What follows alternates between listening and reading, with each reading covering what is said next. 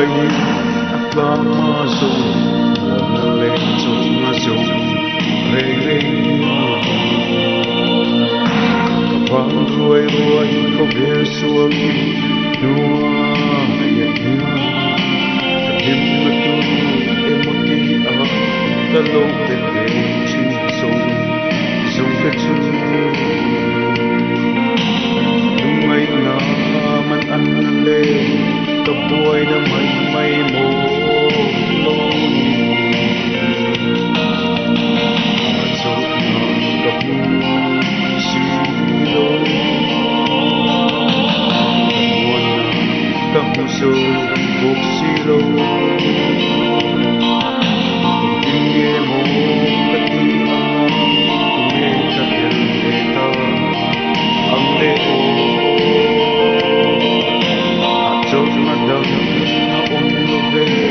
mga itiswade na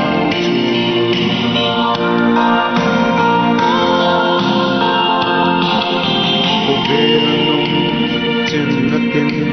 Hinapamiminte Ersilo Sunglit paile Ausak na Robuid na ken Ilonin mo Yakan ay magbuhay Dahil yan Ipetelo Ang limano Naliso Kristato Notua Hatsot na kapusilo Namuan na kapuso buksilo